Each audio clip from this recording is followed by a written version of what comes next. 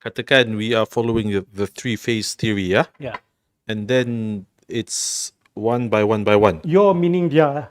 Yes. Yeah, okay. Not accusing you, Okay. but let's say we entertain, not just want to entertain the three-phase theory, kan? Wouldn't it be plausible that he was most prolific in the middle phase when he's following, was it Ibn Kulab? Yeah. And whereas in the Mu'tazila phase, he was murid and maybe he didn't produce any output. Yeah. And then when he gets older, there's an inability. Is that something that's that we can entertain or plausible if somebody, even though we don't see any evidence, Yeah. tapi that might be a plausible explanation. Yeah, I agree. There are some scholars who actually said exactly what you said. Betul? Yeah. Thank you. Yes.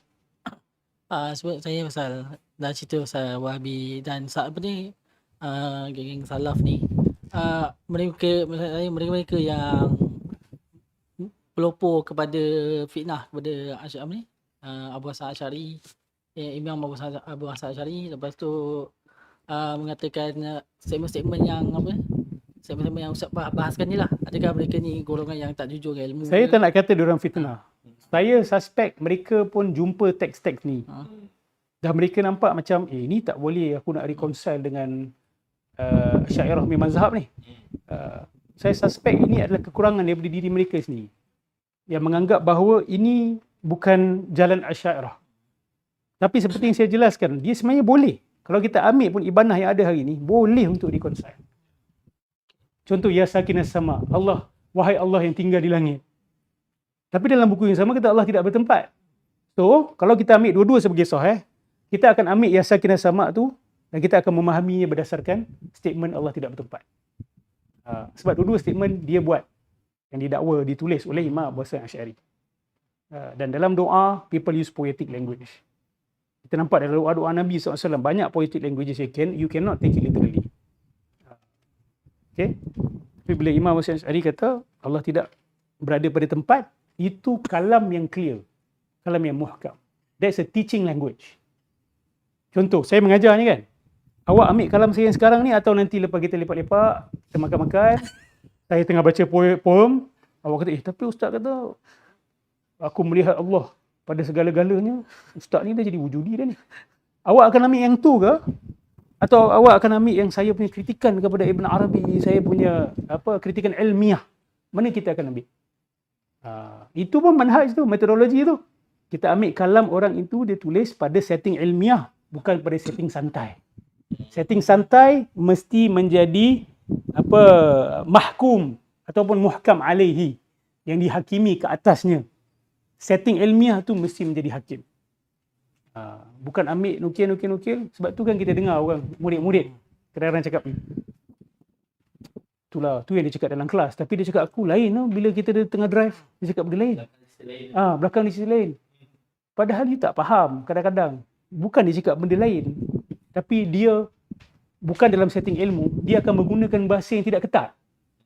Sebab it's tiring to choose your words carefully. Every time, 24/7. Bila you tengah relax, you bercakap. And you are not that precise with your words. So which one you akan ambil? Kan? Itulah dia. Tak ada Ustaz. Itulah, saya rasa macam tu. So saya tak kata dia orang jahat, saya tak kata dia orang menipu. Saya lebih suka kita ambil pendirian dia orang silap. Dan ada sebagai ulama Asy'ariyah kata memang ada Hasyawiyah ni, geng-geng Wahabi keras lah zaman tu, yang nak memburukkan imej Imam Abu Hasan Asy'ari. So dia orang tulis buku tu. Ataupun dia orang cemari buku tersebut dan dia orang sebarkan. Mungkin buku yang tercemar itu yang sampai kepada ulama-ulama yang buat rumusan begitu. Contoh saya tulis satu buku, after 100 years ada orang tak suka saya, dia ubah buku saya, sampai buku tu kepada seorang ulama. Ulama tu baca buku saya, dia kata, teruk apa Nodros ni tulis ni. Tak betul Nodros ni. So dia kritik berdasarkan buku tersebut. Dia bukan jahat. Dia menghakimi berdasarkan apa yang dia anggap sebagai buku saya. Padahal buku tu bukan ditulis oleh saya. Atau telah dicemari oleh orang lain. Macam tu. Dan kemungkinan ini semua kita dah bagi kepada Ibn Arabi. Adakah betul dia tulis atau buku itu telah dicemari oleh orang dan sebagainya. Kita dah pastikan dulu.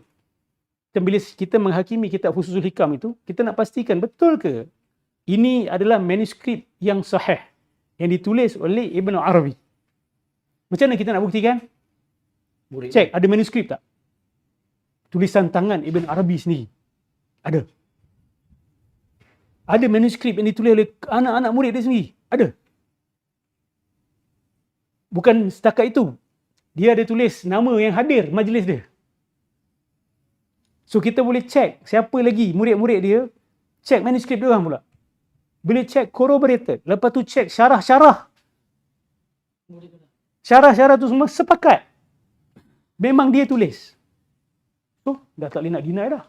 Tak boleh nak kata madsus, ada pencemaran dan sebagainya. Tapi hal yang sama tak ada dalam kitab Al-Ibana. Syarat-syarat ni semua tak ada.